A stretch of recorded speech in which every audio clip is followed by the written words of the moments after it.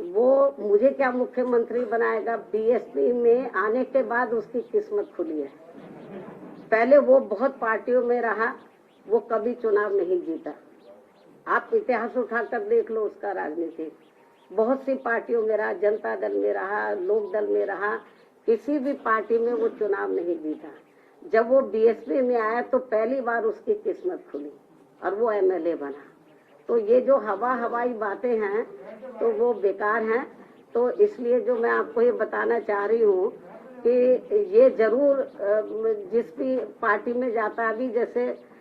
BJP वाले उसको ढोके चलते रहे 5 साल तक, उसको समझाते रहे भाई हमें सर्व समाज को लेके चलना है, तो लेकिन वो नहीं माना। तो अब आप तो देखो उसकी लैंग्वेज, आप लोगों को मालूम है उनकी लैंग्वेज किस किस्म की है। जबकि आप लोगों को जब हम अम्बेडकरवाद की बात करते हैं तो बाबा साहब डॉक्टर अम्बेडकर की जो सोच है उसको समझना चाहिए। बाबा साहब डॉक्टर अम्बेडकर किसी भी जाति और धर्म के खिलाफ नहीं थे, वो जातिवादी व्यवस्था के खिलाफ थे। इस देश में जो गैर बराबरी वाली सामाजिक व्यवस्था बनी है उसको बदलकर वो समता मूलक समाज व्यवस्था बनाना चाहते थे।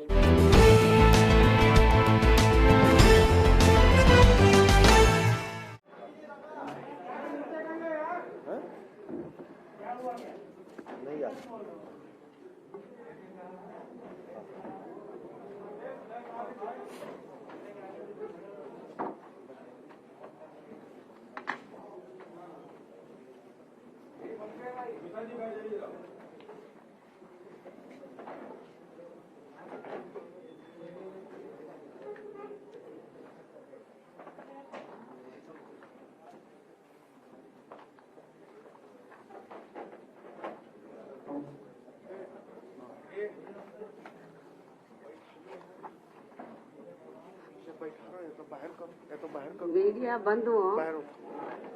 शुक्रिया आपका। यहीं बगल में रहना। मीडिया बंधुओं, जैसा कि आप लोगों को ये विदित है कि आज मेरा खुद का अपना जन्मदिन है और इस मौके पर सबसे पहले मैं अपने शुभ चिंतकों का व विशेषकर बीएसपी के उन लोगों का हार्दिक दिल से आभार प्रकट करती हूँ जो पूरे देश में मेरे जन्मदिन को पिछले वर्ष की तरह इस बार भी कोरोना नियमों का पालन करते हुए तथा अपने महान संतों, गुरुओं व महापुरुषों में भी खासकर महात्मा ज्योतिबा फूले, छत्रपति शाहू जी महाराज, नारायण गुरु, बाबा साहब डॉक्टर भीमराव अम्बेडकर एवं मान्यवर श्री कांशीराम जी आदि की मानवतावादी सोच व उनकी मूवमेंट को ध्यान में रखकर जिनके बताए हुए रास्तों पर चलकर ही मैंने उनकी सोच व मूवमेंट को आगे बढ़ाने के लिए अपनी पूरी जिंदगी भी समर्पित की है। वे अर्थात इनके अनुयायी आज पूरे देश में मेरे जन्मदिन को जन कल्याणकारी दिवस के रूप में बहुत ही सादगी व संजीदगी के साथ मना रहे हैं, जिसके तहत चलकर ही मेरे जन्मदिन के मौके पर हर वर्ष बीएसपी के लोग अपने सामर्थ्य, अपने आर्थिक सामर्थ्य के हिसाब से अपने अपने क्षेत्र में सर्व समाज में से विशेषकर गरीब, कमजोर, लाचार, असहाय व अन्य जरूरतमंद लोगों की विभिन्न रूपों में मदद भी करते हैं और इस बार भी मदद कर रहे हैं। और इस संदर्भ में मैं ये भी कहना चाहती हूँ कि खासकर कोरोना महामारी के दौरान परिवार में जिन कमाने वालों की मृत्यु हो गई है और उनके पीछे दुखी व पीड़ित चल रहे परिवारों की सरकारी मदद के अभाव में अब हालत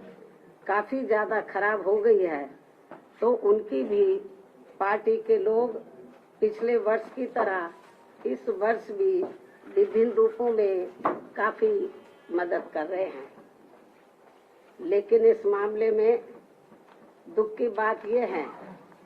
कि इस समय यूपी, उत्तराखंड व पंजाब आदि राज्यों में विधानसभा के आम चुनाव घोषित होने तथा चुनाव आचार संहिता भी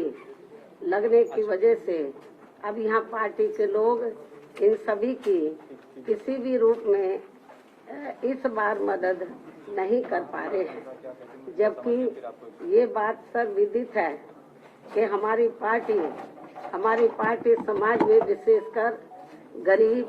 कमजोर, असहाय व अन्य उपेक्षित वर्गों के हित एवं कल्याण के लिए हमेशा अति गंभीर, संवेदनशील, ईमानदार व संघर्षरत रहती है, जिसके मुताबिक चलकर ही बीएसपी ने यूपी में 4 बार अपने नेतृत्व में यहाँ सरकार भी चलाई है। और इस दौरान हमारी पार्टी की सरकार ने मेरे जन्मदिन के मौके पर भी ऐसे लोगों के हित व कल्याण के लिए अनेकों जनहित की नई नई योजनाएं भी प्रारंभ की हैं, जिनसे इन्हें काफी ज्यादा लाभ पहुंचा है। लेकिन ये सब यहाँ जातिवादी, संकीर्ण, सांप्रदायिक व पूंजीवादी मानसिकता रखने वाली सभी विरोधी पार्टियों को अच्छा नहीं लगा है और फिर इन्होंने यहाँ बीएसपी के विरुद्ध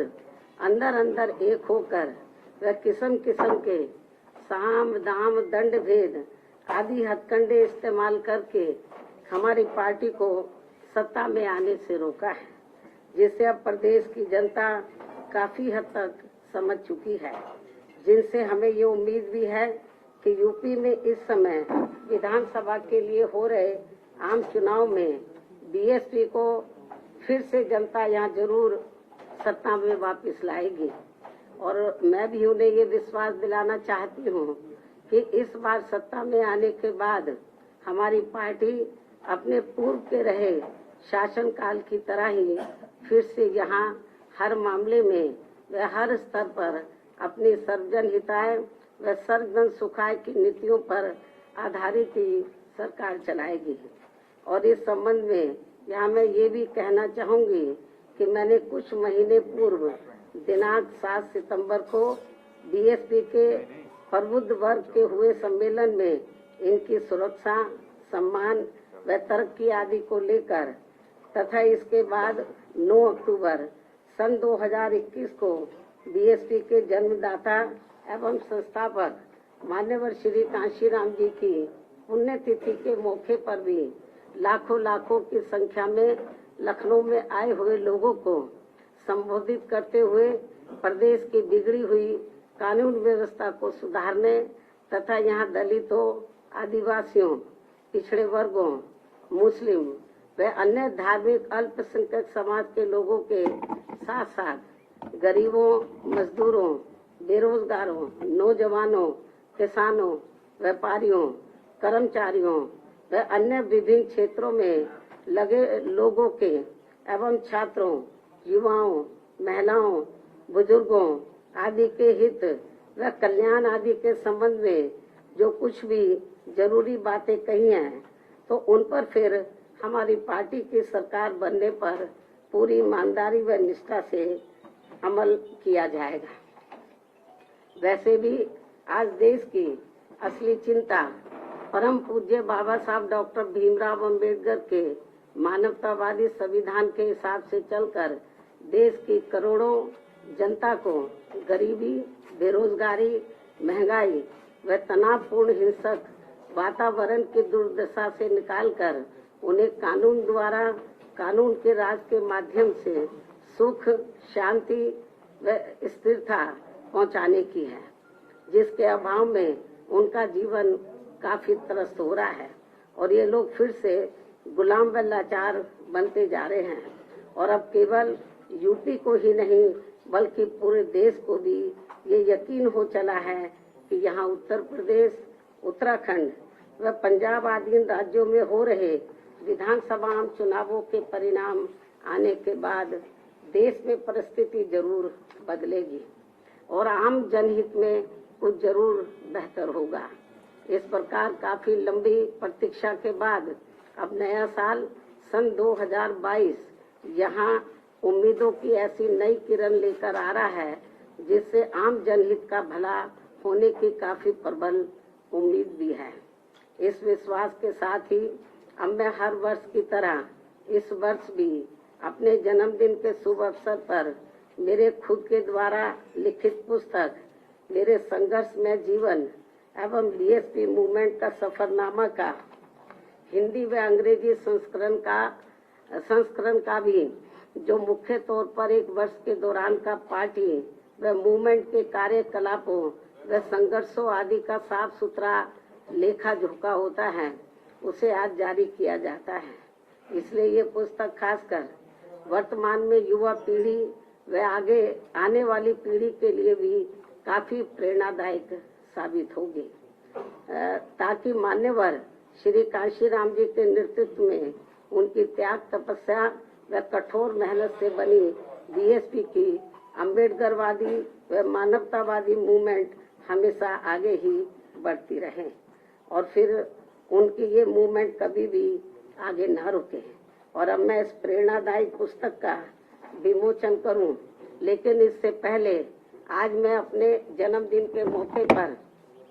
खासकर यूपी, उत्तराखंड व पंजाब में अपनी पार्टी के लोगों से ये भी अनुरोध करती हूँ कि पार्टी के जो लोग यहाँ चुनाव आचार संहिता लगने की वजह से इस बार मेरा जन्मदिन अपने अपने घरों में ही रहकर मना रहे हैं, वे कोरोना नियमों व चुनाव आचार संहिता का भी पालन करते हुए अपनी पार्टी के उम्मीदवारों को जिताने के लिए रात दिन खूब मेहनत करें और उन्हें भारी वोटों के अंतर से भी जरूर जिताएं। और यदि ऐसा हो जाता है और यहाँ सन 2007 की तरह फिर से बीएसपी की अकेले ही अपनी पूर्ण बहुमत की सरकार बन जाती है, तो फिर यही इस बार मेरे जन्मदिन के लिए इनका ये खास व अत्यंत कीमती तोहफा भी होगा। लेकिन मुझे ये तोहफा देने के लिए पार्टी के लोगों को वोट पड़ने तक यहाँ यूपी, उत्तराखंड व पंजाब प्रदेश में भी विरोधी पार्टियों के सभी साम, दाम, दंड भेद आदि हथकंडों से जरूर सावधान रहना है। जैसे अब इस चुनाव में खासकर जातिवादी व बीएसपी विरोधी मीडिया को बीएसपी की मुखिया के विरुद्ध कुछ खास मुद्दे बोलने के लिए नहीं मिल रहे हैं, तो अब ये लोग आए दिन मेरे चुनाव न लड़ने को भी लेकर जानबूझकर षड्यंत्र के तहत इसे भी आए दिन उछालते रहते हैं और इसकी आड़ में जनता को मेरे बारे में ऐसा इम्प्रेशन भी देते हैं जैसे मैंने कभी कोई चुनाव ही नहीं लड़ा है, जबकि इनको ये मालूम होना चाहिए कि मैंने 4 बार लोकसभा की व 3 बार राज्यसभा की भी राज्यसभा, जबकि मैं 4 बार लोकसभा की और 3 बार राज्यसभा की भी सांसद रह चुकी हूँ,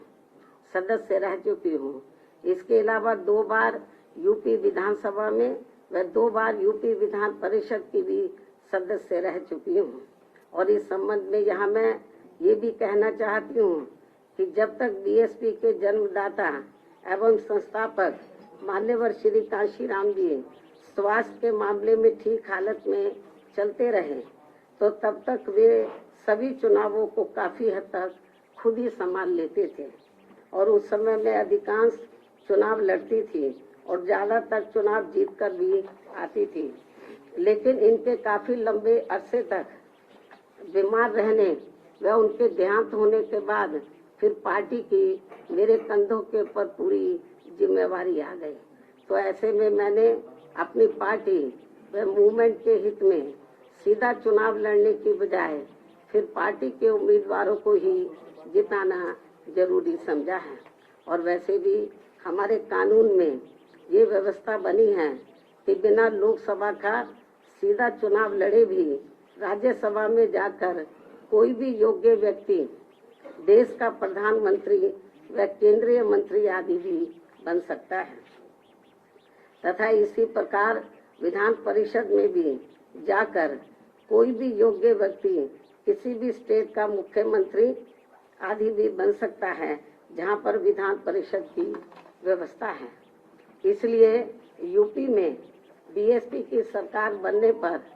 मैं पार्टी व मूवमेंट के हित में सीधा चुनाव न लड़के व अप्रत्यक्ष रूप से चुनाव जीतकर भी यूपी प्रदेश की बागडोर संभाल सकती हूँ, जिसकी इस समय काफी सख्त जरूरत भी है। इसके अलावा खिसियानी बिल्ली खंबा नोचे की तरह विरोधी पार्टियां व जातिवादी मीडिया भी मेरे क्षेत्र में न जाने को भी लेकर आए दिन किस्म किस्म की तथ्यहीन व बेबुनियादी बातें करते रहते हैं, जिसका जवाब मैं 1 जनवरी को मीडिया को भी दे चुकी हूँ।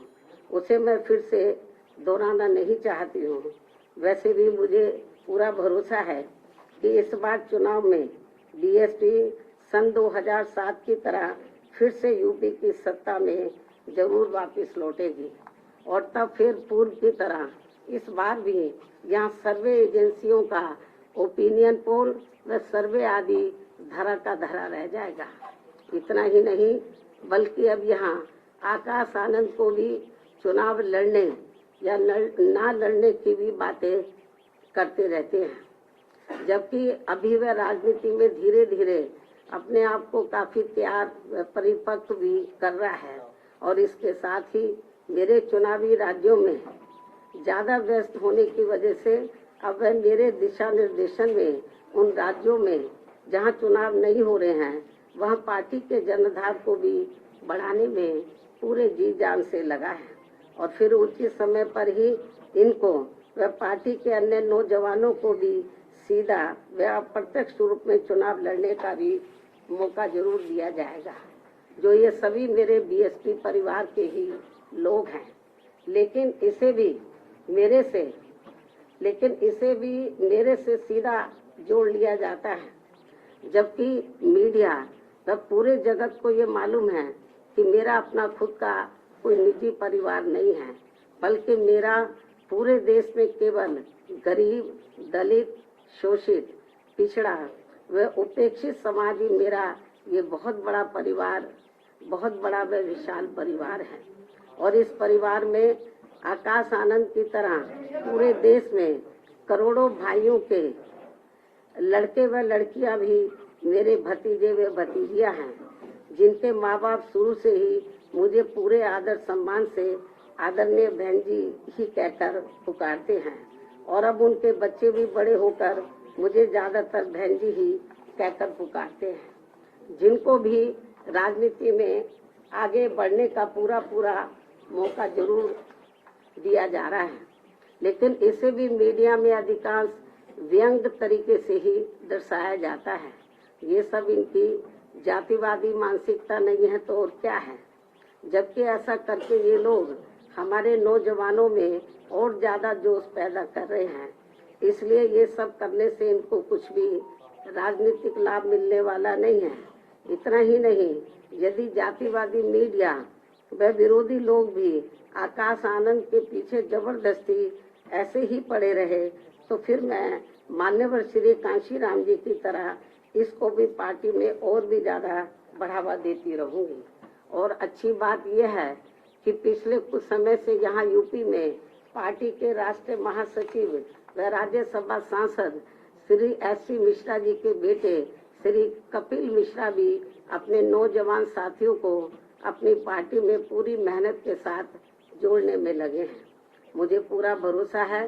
कि इस चुनाव में हमारे नौजवानों का भी काफी वोट बीएसपी को ही मिलने वाला है तथा यहाँ फिर से बीएसपी ही सत्ता में जरूर आएगी। इस उम्मीद के साथ ही अब मैं अपनी पुस्तक का विमोचन कर रही हूँ।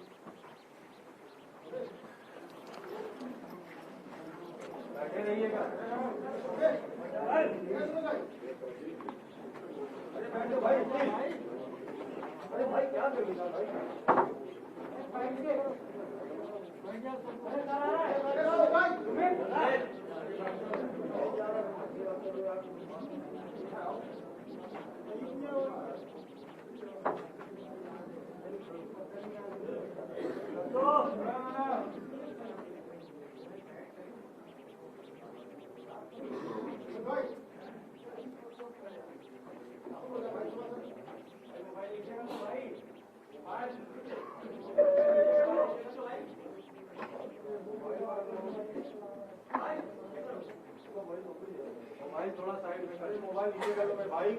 तो नीचे भैया टोपी मोबाइल भाई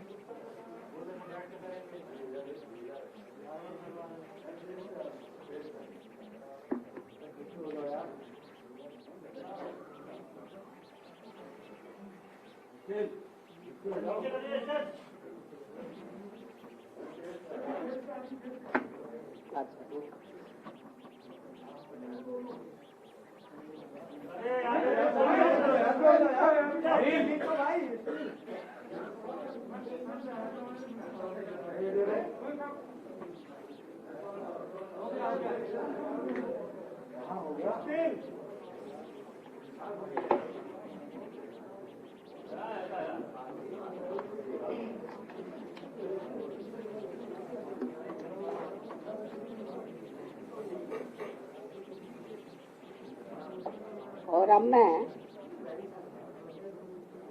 अपनी किताब के विमोचन करने के साथ साथ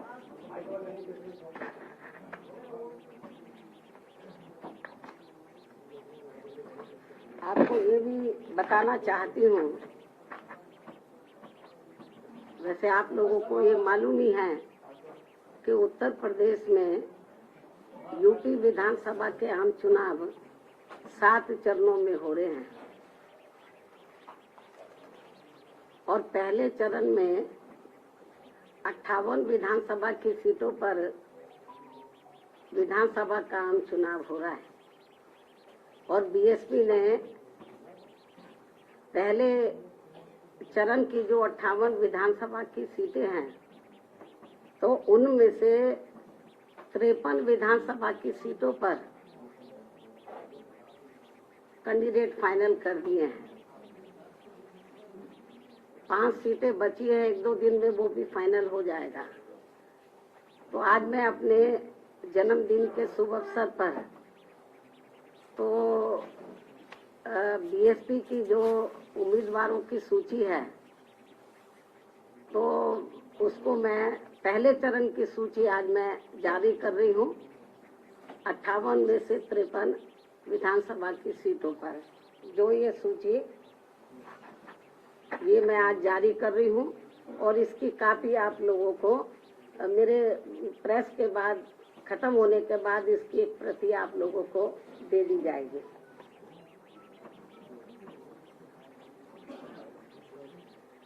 और अब मैं अंत में सभी मीडिया बंधुओं से मेरे जन्मदिन का केक व जलपान आदि लेने का भी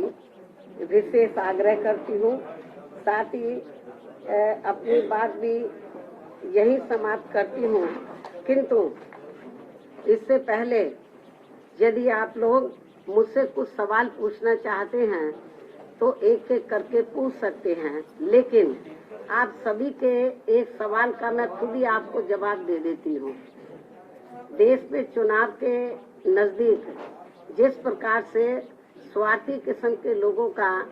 दल बदल करने का सिलसिला शुरू हो जाता है, तो इसे खास ध्यान में रखकर अब दल बदल कानून को काफी सख्त बनाने की जरूरत है, क्योंकि इससे हमारे लोकतंत्र पर भी काफी बुरा प्रभाव पड़ रहा है। इसके अलावा जो दल बदलू नेता व सपा के साथ सपा के साथ गठबंधन करके चुनाव लड़ने वाली पार्टियां ये कह रही हैं कि ये पार्टी यानी कि Samajwadi party SC, ST, OBC और MC यानी कि माइनॉरिटीज कम्युनिटीज वर्गों के हितों की व इनके संतों, गुरुओं व महापुरुषों आदि को भी सम्मान करने वाली पार्टी है, तो इसमें रत्ती भर भी सच्चाई नहीं है। जैसे आपने देखा होगा कि कुछ नेता लोग दल बदलू बहुत चीख के बोल रहे थे। ये समाजवादी पार्टी के साथ साथ अम्बेडकरवादी पार्टी भी है, ये है वो है, आप लोगों ने देखा होगा, मतलब वो चिल्ला के बोल रहे थे। लेकिन जो ये कह रहे थे कि ये पार्टी समाजवादी पार्टी जो है ये समाजवादी के साथ साथ अम्बेडकरवादी भी है, SC, ST, OBC और विशेषकर माइनॉरिटीज के हितों की पार्टी है, लेकिन जिसमें रत्ती भर भी सच्चाई नहीं है। क्योंकि जिस समाजवादी पार्टी ने दलितों के सरकारी नौकरियों में पदोन्नति को लेकर लाए गए विधेयक को राज्यसभा में फाड़कर फेंक दिया था और इस विधेयक को पास नहीं होने दिया था, जो अभी तक भी लटका पड़ा है, तो ये भी इनको जानना चाहिए। तो ये कैसे दलित हितैषी पार्टी हो सकती है? साथ ही दलित समाज में जन्मे संतों, गुरुओं व महापुरुषों के नाम पर रखे गए जो कुछ जिलों के या जो कल्याणकारी योजनाएं हैं, जो भी हमने काम किए, तो उनका सपा ने हमेशा विरोध किया है। और इस संदर्भ में मैं आपको ये बताना चाहती हूँ, जब मेरी सरकार थी तो मेरी सरकार ने भदोई के नाम से नया जिला बनाया, आप लोगों को मालूम है। तो इसी पार्टी की सरकार ने, समाजवादी पार्टी की सरकार ने दलित समाज में जन्मे संत गुरु रविदास जी के नाम पर रखे गए नए भदोई जिले का नाम भी बदल दिया। ये पूर्वांचल के लोग अच्छे प्रकार से जानते हैं, और जिनको खास तौर से पूरा देश और यूपी में, खासकर पूरे यूपी में और पूर्वांचल में संत गुरु रविदास जी को बहुत आदर सम्मान देते हैं, उनकी बहुत कदर करते हैं, उनके बताए हुए रास्ते पर चलते हैं, उनकी वानियों पर अमल करते हैं। लेकिन दुख इस बात का है कि समाजवादी पार्टी की सरकार ने, मेरी सरकार ने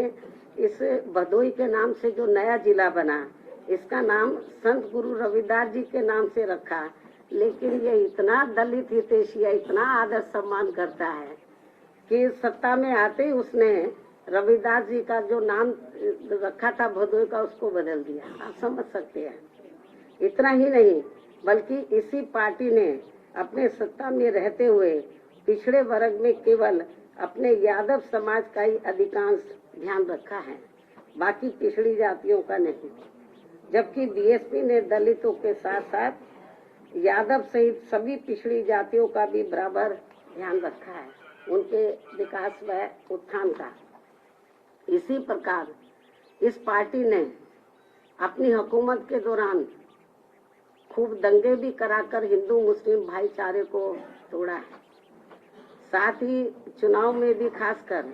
मुसलमानों का तो इस पार्टी ने वोट तो जरूर लिया है, लेकिन टिकट व सरकार में भागीदारी देने के मामले में भी अधिकांश इनकी उपेक्षा ही की है। और इस बार भी सपा की जारी की गई पहली सूची में इनकी काफी उपेक्षा की गई है। मुस्लिम समाज की टिकट डिस्ट्रीब्यूशन के मामले में काफी उपेक्षा की गई है, जबकि बीएसपी ने हर चुनाव में खासकर मुस्लिम बाहुल्य क्षेत्रों में मुस्लिम समाज को उचित भागीदारी दी है और सरकार बनने पर इनके जान माल व मजहब की भी पूरी हिफाजत की है। साथ ही इनके विकास व उत्थान का भी विशेष ध्यान रखा है। इसके अलावा हमारी पार्टी की रही सरकार ने दलितों, आदिवासियों, पिछड़े वर्गों, अकलियतों के साथ साथ अपर कास्ट समाज के भी सभी वर्गों के हित व कल्याण का भी पूरा ध्यान रखा है। तो इसलिए तो दल बदलू लोग और खास तौर से जो छोटे छोटे दल जो सपा के साथ गठबंधन करके चुनाव लड़े हैं, तो जो इस किस्म की बातें कर रहे हैं कि सपा दलित हितैषी पार्टी है,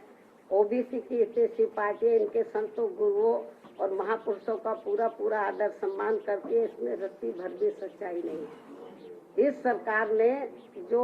धार्मिक अल्पसंख्यक समाज में से जो मुस्लिम समाज के लोग हैं, तो उनके ना हितों का ध्यान रखा और ना टिकट बंटवारे के मामले में और ना ही सरकार में भागीदारी देने के मामले में इनके हितों का ध्यान रखा है। तो ये सब आप लोगों को मालूम है। आप ये सवाल पूछते तो मैंने पहले ही टुकड़ों में पूछते, मैंने पूरा इसका जवाब आप लोगों को दे दिया। अब आप पूछिए। एक एक करके पूछो।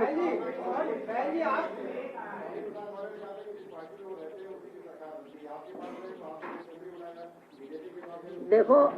वो मुझे क्या मुख्यमंत्री बनाएगा, बीएसपी में आने के बाद उसकी किस्मत खुली है। पहले वो बहुत पार्टियों में रहा, वो कभी चुनाव नहीं जीता। आप इतिहास उठाकर देख लो उसका राजनीति, बहुत सी पार्टियों में रहा, जनता दल में रहा, लोक दल में रहा, किसी भी पार्टी में वो चुनाव नहीं जीता। जब वो बीएसपी में आया तो पहली बार उसकी किस्मत खुली और वो एमएलए बना।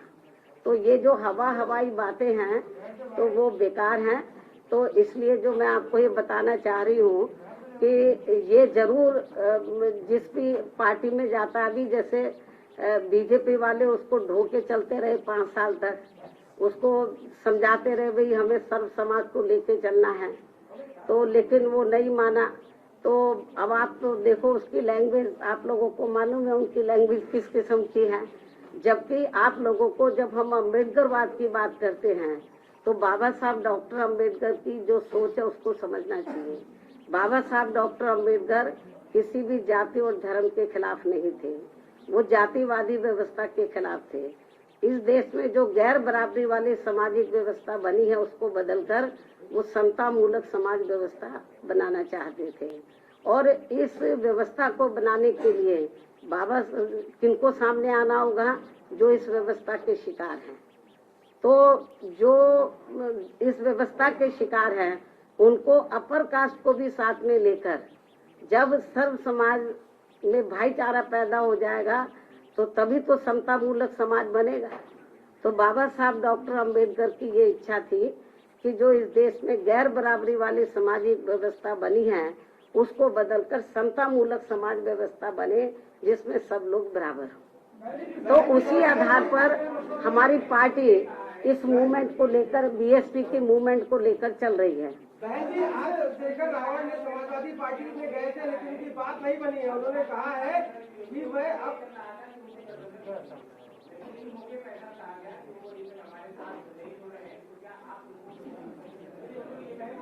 इसका सवाल आप उसी से पूछे। हम किसी भी पार्टी से, तो मैं मीडिया बंधुओं को ये बताना चाह रही हूँ, हमारी पार्टी किसी भी पार्टी के साथ कोई गठबंधन नहीं कर रही है। हमारी पार्टी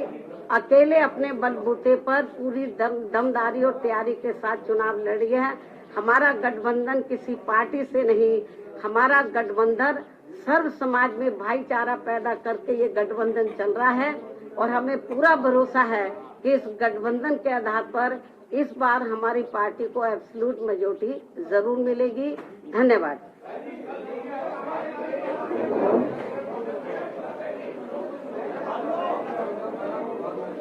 इस वीडियो में कही गई सभी बातें वक्ता की अपनी राय है, जिसकी पुष्टि हम या हमारा चैनल नेशन टाइम नहीं करता।